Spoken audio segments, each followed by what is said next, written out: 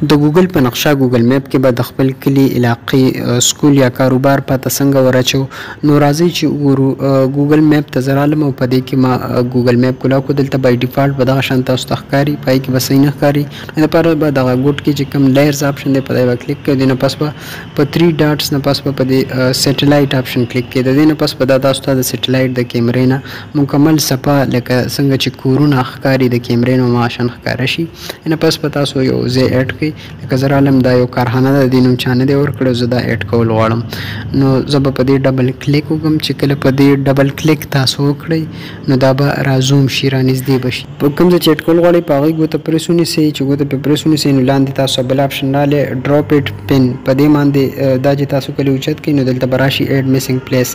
او که په کمپیوټر کې کوئ نو ډبل کلیک سره به دا راځي اډ میسنګ پلیس، یا رایټ کلیک سره هم اډ میسنګ پلیس راځي. اډ میسنګ پلیس باندې چې کله تاسو کلیک کړئ نو دلته به راشي چې دا څه ځای اډ کول غواړئ د هغې نوم به ورکړئ او ورسره د هغې کیټګري به ورکړئ.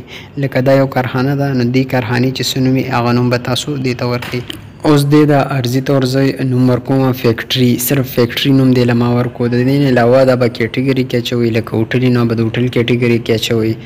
دې ته زه آفس اینډ انډسټري په دې کې زه ګورم چې د دې انډسټري سره تړلې دا کارخانه هم راځي. نو دا به زه دې کې واچوم چې ایجوکیشن کې هم نه راځي یا دا نور آپشن دې کې هم نه راځي. دې کې اوس چې کوم کیټګري به زه واچوم مینوفیکچرر کې ما واچو او دې نه که تاسو لاندې راشئ دې کې نور آپشن وي لکه څو ګنټې دا کولاوي بند دی.